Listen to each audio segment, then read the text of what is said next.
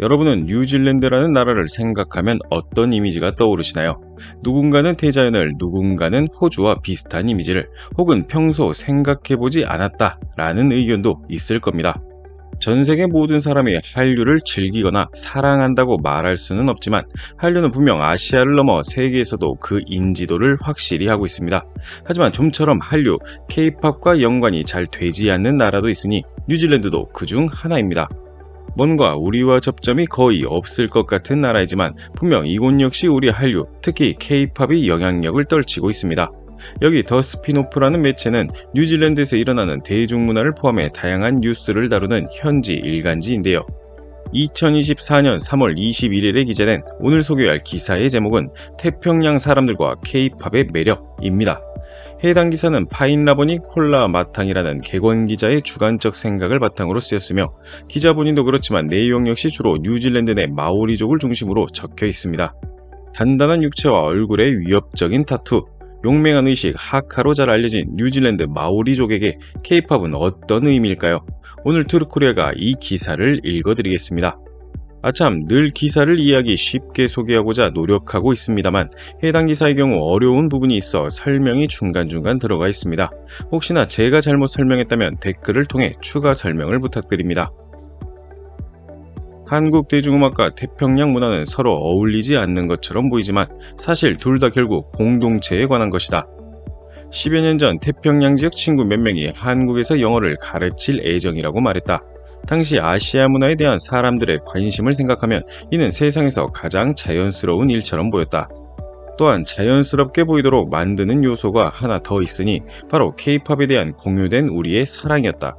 우리는 모두 오타우타이 크라이스트 처치에 있었고 캔터베리 대학에 다니고 근무했다.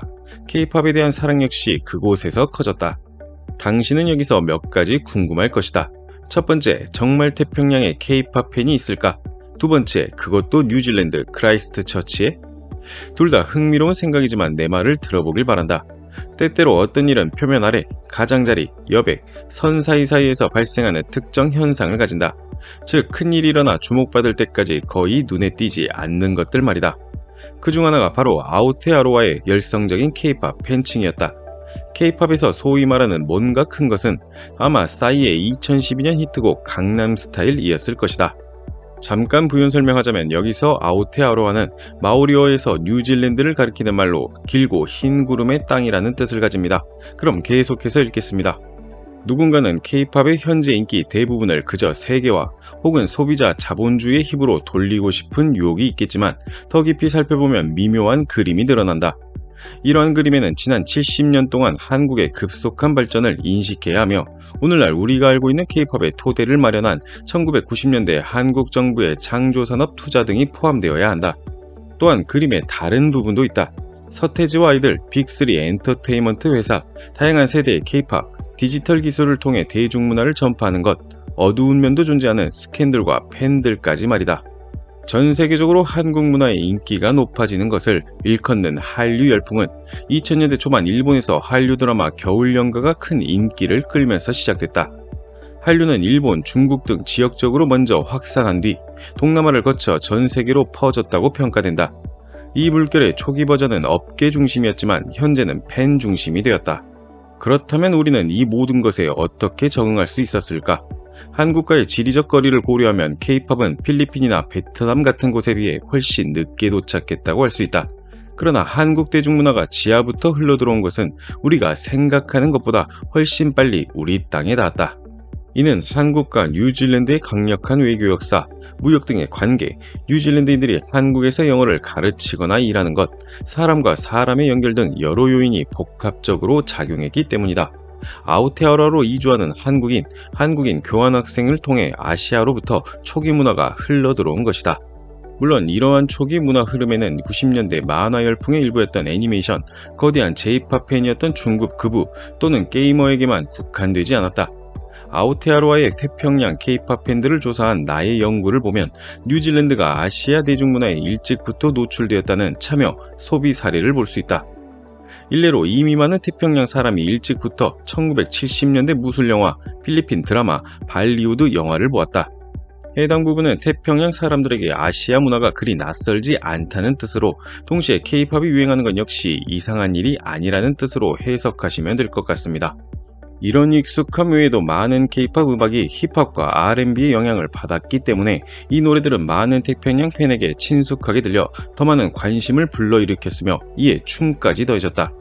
고립된 채로 생각해보면 지난 몇 년 동안 K-팝 팬들은 특정 문화적 전유성 해결을 위해 업계의 다양한 부분을 요구하는 모습을 볼 수 있으며, 이는 한류가 얼마나 세계적이고 팬 중심적으로 변화했는지를 강조한다. 필자가 지난 수년간 이야기를 나눈 뉴질랜드 K-팝 팬 중에는 음악에 대한 사랑과 관련해 문화적 포지셔닝과 자기 성찰에 대한 뚜렷한 인식이 있었다.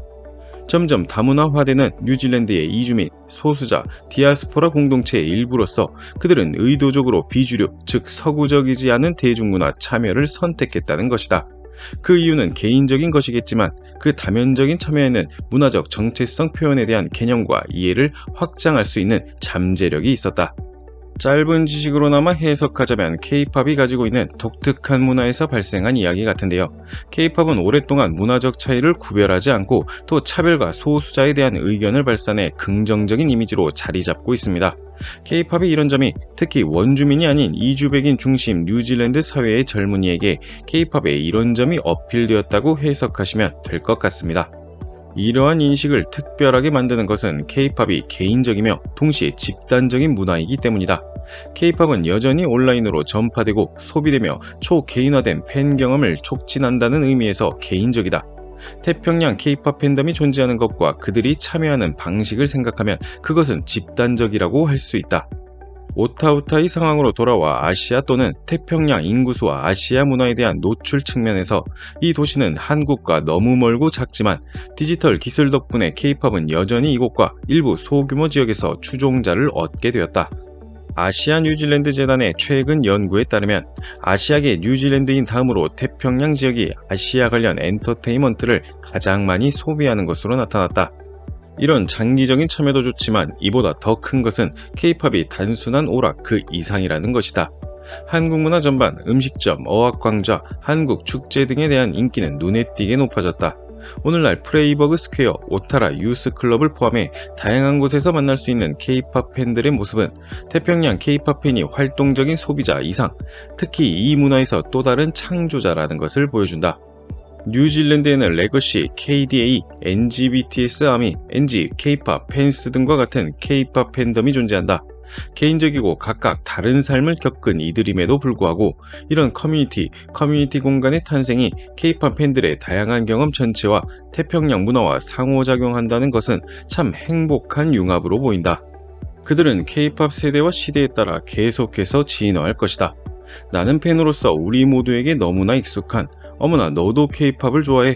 나는 그 아티스트, 노래, 춤을 사랑해 라는 식의 첫 대화가 항상 이 공간에 스며들어 K-팝에 기회를 주는 모든 사람을 안전하게 보호하고 성장시킬 것이라 믿는다. 해당 기사에는 매체 채널에서 소개된 다큐멘터리가 포함되어 있습니다.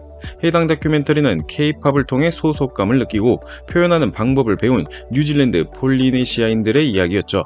이 기사도 그 연장선에서 나온 거라고 보시면 될 것 같습니다. 한류 문화 전반이 그렇지만 특히 K-팝은 소위 주류가 아닌 사람들로 인해 인기를 얻고 그것이 퍼져나간 경향이 큽니다. 일반적으로 서구를 강타했던 일본 문화의 경우 현재까지 많은 문화가 비주류 취급받는다는 것을 생각하면 꽤 놀라운 일이죠. K-팝이 대단한 건 그저 화려하고 아름답고 듣기 좋은 것에서 그치는 게 아니라 문화와 인종을 가리지 않고 모두와 융합하는 능력, 그리고 모두에게 그래야 한다며 계속해 외치는 호소력에 있지 않을까 하는 생각이 듭니다. 여러분은 해당 기사를 어떻게 생각하시나요? 영상을 시청해주셔서 감사합니다. 구독과 좋아요는 영상을 만드는 데 큰 힘이 됩니다.